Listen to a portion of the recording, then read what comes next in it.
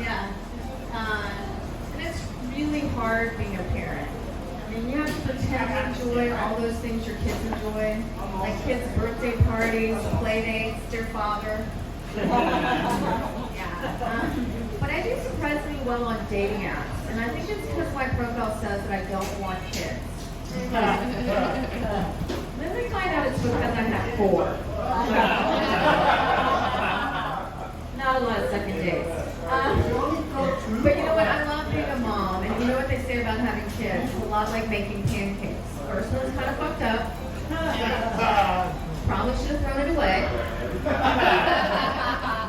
As far as I know, it's still legal to laugh at that joke. At least in California. Yeah, exactly. At least here. But I think having kids is a lot more like eating pancakes. You always regret having a 4th one. Yeah. In case you guys were wondering, none of my pancakes like that joke, especially my first pancake. And she just actually had a big birthday. She just turned 30. Wow. Yeah, 30. It's crazy, you know, and since she's gotten to be that age, I thought, you know, it's about time I sat her down and gave her some real motherly advice. I was like, honey, it's about time you started lying about your age, so I don't have to quit lying about mine. Yeah, that's right, you guys. I have a really big birthday coming up. But you know what? I like my birthday. I feel like I'm still young, I'm still vibrant, I'm still dating 26-year-olds. Yeah. But I've actually decided to do a pretty radical thing for LA. I'm just going to embrace being almost 50. But Joe, if you tell me I look like I'm 50, I'll fucking fight you. But you know, there's one thing that kind of bothers me about being this age. You know, I feel like the world sort of deems you unfuckable when you hit 50. But it's fucked up because you're at the best you'll ever be in bed. I mean, you know what you want, you know how to ask for it, and you know you can't get pregnant. I also don't like that people keep telling me I should age gracefully. I mean, like, what does that even mean? I'm like, fine, I'll just gracefully take myself to my next Botox appointment. Yeah. Also at this age, you know, your hormones start to go crazy. And my doctor actually prescribed testosterone for me. And it's wild. I feel like a teenage boy. Like, I'm moody. Yeah. I'm moody. You know, I'm breaking out and I'm masturbating in socks. Yeah. But you know what, Joe? You know, it's crazy. My youngest is actually preteen. And we're talking about kids and sex. Sex ed today is so insane. My daughter came home from her first day of school and told me that the sex ed teacher taught them what a blowjob was. Wow. And showed them pictures. Wow. And I was like, what? I was like, you know what? I believe that they need to know where babies come from and all that, but I don't think she needs to be contemplating whether she should spit or swallow. Yeah, I mean, it's just crazy. I guess 12 in LA is like 30 anywhere else. Yeah. I bought my daughter tickets to see Taylor Swift, and she sold them to see Tony Robbins.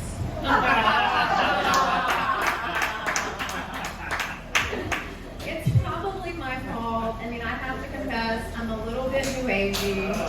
I know Carol is too, right, Carol? A little new agey. A little hippie. A little hippie. I'm a little new agey, but I'm also practical. So, like, I have crystals for my anxiety, and I take Xanax.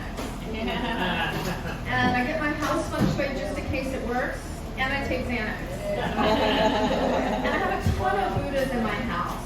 And did I mention I snort Xanax? I did think recently that maybe it had gone a little bit too far. I walked into my 12-year-old daughter's room, and she was leading her American Girl dolls in a pretend ayahuasca ceremony. Oh, wow. Yeah. Speaking of her, you know, I feel like kids today really overuse the word trauma. I was like, Sadie, you are not traumatized because I won't take you to Starbucks. You're traumatized because your parents are divorced. Yeah. You know, it's even weird, like my older son just moved back in with me. He's 25, and we're really close. And he said to me, you know, Mom, every girl I've ever been with has asked me to choke them. Whoa. Yeah, I'm like, whoa. And I told one of my girlfriends this, and she was like, well, did you tell him it was okay? And I was like, the choking part or the telling me about it? Yeah, it's probably also, again, my fault. When you're mom, everything's your fault. You know, I wasn't the most conventional parent because I do kind of believe sometimes you have to embarrass your kids in order to protect them. So when each of my sons was 13 and I thought they were watching porn, you know, which is the age at which they suddenly love showers and there are no Kleenex in your house, this man's shaking his head. Yeah. Your mom caught you, right, sir? Yes. They just knew. They just knew. See, moms know. So at that time when I knew, I made each of my sons go to Rite Aid with me and buy condoms because A, you know, if you can buy condoms with your mom, you'll never be embarrassed to buy them. And B, I needed condoms. Yeah. But you know what, you guys? I'm not just a mom. I'm also a dog mom. Any crazy dog people? Any dog birthday parties? I haven't gotten that far, but I did get my Chihuahua a quinceanera. As her adopted mom, I felt like I had to honor her heritage, you know. But I actually think my boyfriend is jealous of my dogs because, you know, I home cook their meals, they sleep in my bed, I actually love them. Yeah, but you know what? I don't just have dogs. I have 3 dogs and 3 cats, so I kind of have a zoo. That's why I don't need a husband. I just have a hot veterinarian who wishes I would stop texting him at 2 in the morning. Yeah, but having all these animals, I feel like I have the Brady Bunch of animals, right? So if I had a theme song, it would go something like this. There was a story about a divorced lady who was bringing up 3 very cuddly dogs. All of them were little bitches like their mother. The youngest one a cunt. Till the one day when this lady met 3 kittens who were living out on the streets all by themselves. Now they're all sleeping in her bed together, and that's the way her sex life came right to a halt. It's all their fault. It's all their fault. You know what, you guys? I'm just one bad day away from buying a dog stroller. So Carol, I have to ask you a question. Have you been getting a lot of packages lately? Yeah. And by packages, I mean dick pics. Just one. Just one, that one? Yeah, the best one. Do you like them? Do you like dick pics? Some are better than others. I like them. I mean, they don't turn me on, but they do cheer me up. You know? And I've seen some really creative ones. I've seen dicks photographed next to wine bottles and salad tongs. But by far my favorite was a dick photographed next to a bottle of Lysol. I was like, ooh, big and clean. Yeah. But I actually don't feel like I've been getting enough dick pics lately.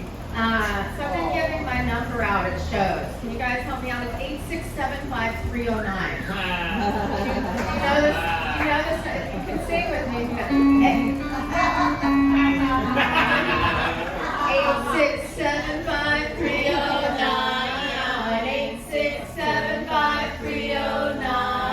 I'll scroll through your dick pics while I drink my wine. 8675309. Don't really think your girlfriend will mind.